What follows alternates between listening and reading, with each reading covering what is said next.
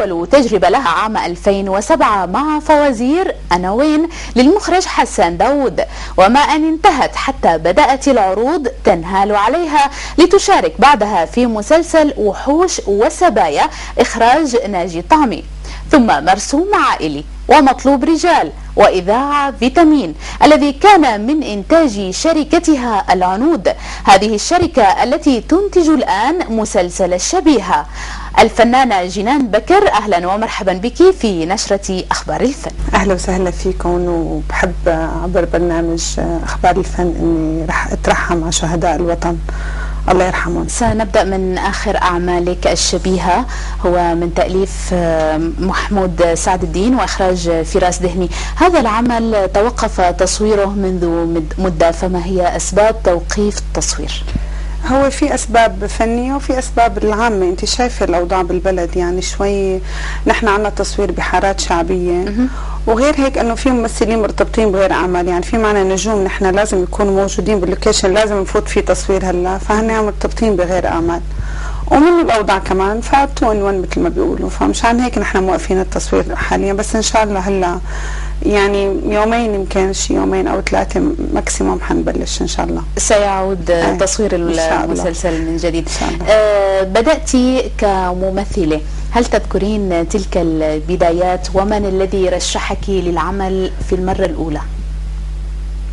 هو ما في انه مين رشحني، يمكن شيء بيكون جواتك انت بتحسي انه انت في عندك شيء وحابه تعملي، فهو انا كنت حابه اني مثل، بس ماني حابه اني اطلع، يمكن انه حابه اني اقدم حالي صح او اعمل شيء انا بحبه يعني، فبلشت بالفوازير وقتها بال 2007 وعملت فوازير انا وين.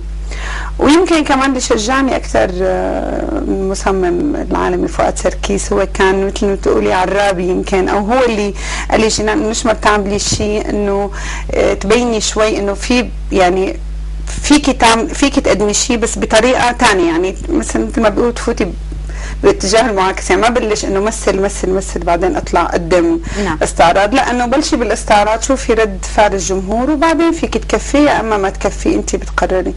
فمشان هيك انه انا لما بلشت اول شيء بالاستعراض. صعوبات معينه واجهتك في البدايه؟ لا الحمد لله. نعم. يقال أن الدراما ستعاني في هذا العام مشاكل وصعوبات تسويقية، هل يعاني الشبيهة من هذه الأزمة؟ يعني أكيد، لأنه بالنهاية الشبيهة هو دراما سورية، فأكيد بدها تعاني، بس إن شاء الله يعني في قنوات أكيد، يعني هلا مثلا في قنوات ما بدها تاخذ دراما سورية، بس في قنوات ثانية بتاخذ، فبتعاني من قنوات معينة، بس في بالمقابل الله ما بيقطع. ما هي القنوات التي سنشاهد عليها الشبيهة في رمضان؟ يعني فيني اقول لك خليها مثل ما بيقولوا مفاجأة غير معلنة؟ غير معلنة ان شاء الله، بس ما فيني اقول لك هلا، لانه ما بدي اعطي هلا، انا هلا عم وقع عقود، ما فيني اقول انه انا بدي اقول هي القناه وهي القناه، لا اتاكد يعني فور شور مثل ما بيقولوا 100%. لا يوجد حتى الان اي قناه متاكده 100% من انها ستعرض العمل؟ لا في، بس ما بدي اقولهم هلا، لا اتاكد من كل القنوات. نعم. بين الانتاج والتمثيل اين تجدين نفسك اكثر؟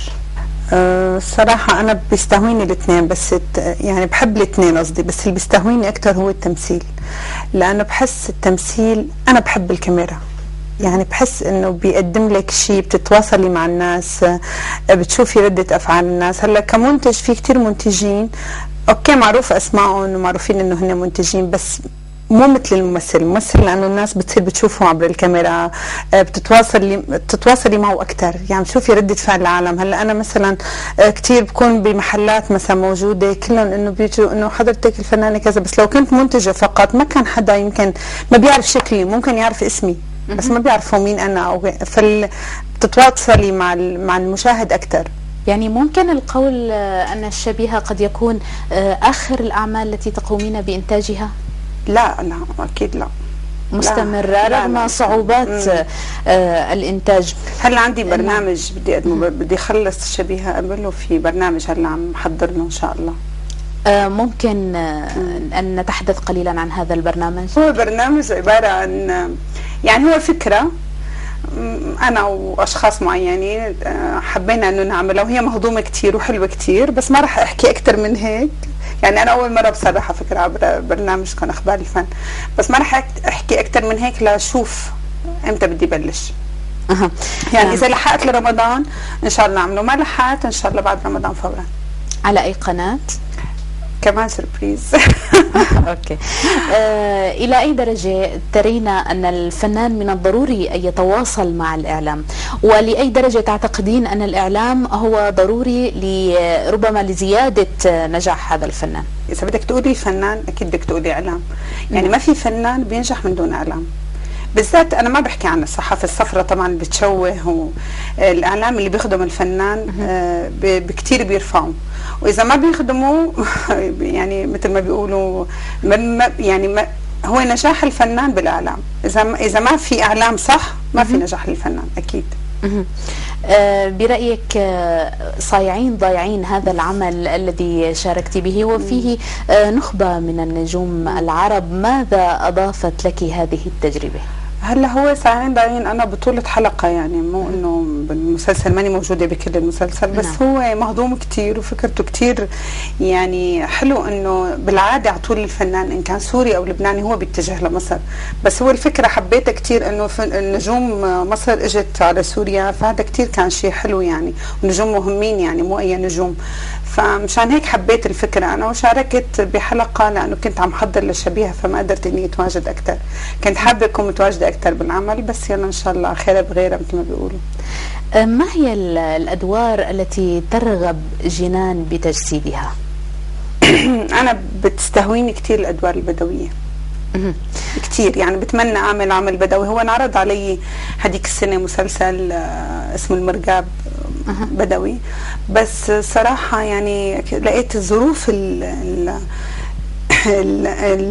التصوير يعني فيه كان يعني كان بعز الصيف، كان كتير اجواء التصوير صعبه، فما قدرت الصراحه. وانا كنت حابه، هو كان بده انعرض على تلفزيون ابو ظبي فانعرض علي بدوي، بس انا كنت حابه اعمل شيء بدوي، بس بحب البدوي الستايلش اللي فيه شوي يعني بتحسيه الفانتازيا البدويه، بحبها بتستهويني اكثر.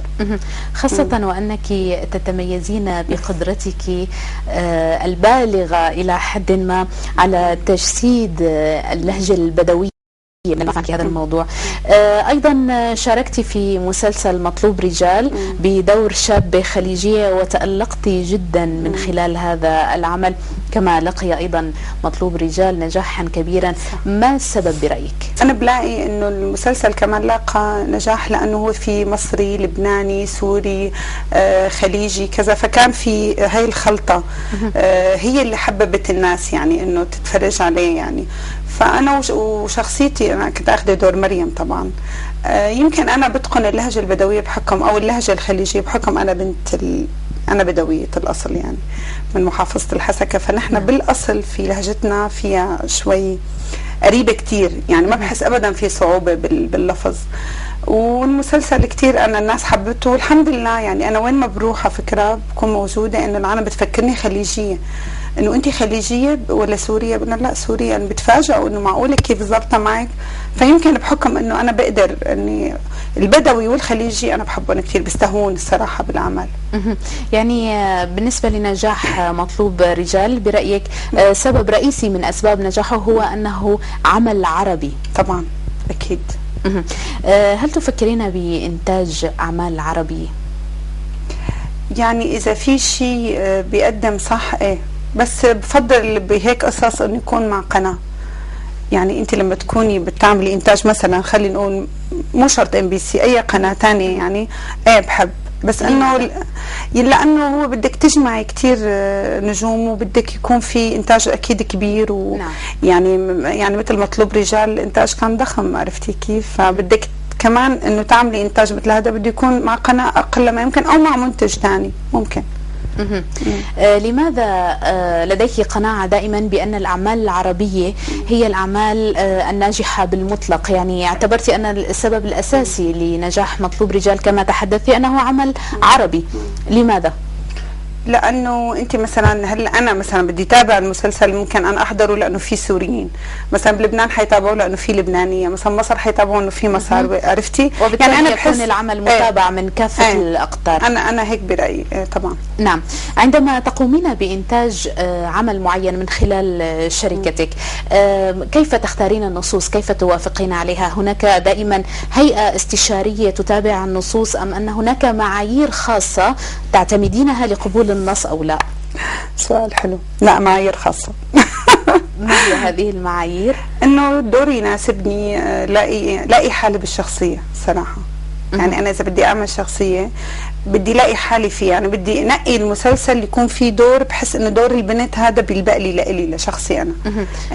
في حال أنك ستقومين بالتمثيل من خلال أنا هذا العمل. في مثلا بقول لك منتجين لا أنا ما بنتج، لا أنا بنتج كرمال اللي بلاقي الدور اللي بحبه أنا بقدمه صح. وطبعا بدي اخذ راي في اراء، في مخرج لازم يعطي رايه كمان انه حب النص، بدي مثلا يكون في استشاريين حوالي طبعا لازم، يعني بس انه مو انا اخذ الراي او قراري وخلص انا بدي اعمل شو ما كان. يعني هو فريق عمل متكامل يجب ان يعطي رايه بالنص حتى يكون يعني مقبول. انا مثلا يعني انا مثلا لو المخرج كان انه ما عجبه النص كنا ممكن غيرنا، بس كمان لانه في المخرج استاذ فراس دهني طبعا هو مخرج العمل وافق على النص، كمان انا هذا اللي خلاني اتشجع اكثر اني اعمله.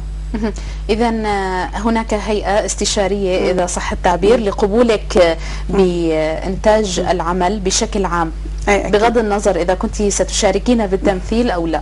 لا انا بشارك، اذا انتجت لازم اكون انا موجوده بالتمثيل. هو شرط دائما. نعم. لماذا تضعين هذا الشرط دائما؟ لانه انا ممثله، ما عم بضع يعني انا ماني منتجه فقط، يعني انا ممثله، فاذا اكيد بدي انتج عمل مثلا بدي الاقي في شخصيه بحبها انا لاعملها. هلا مو شرط تكون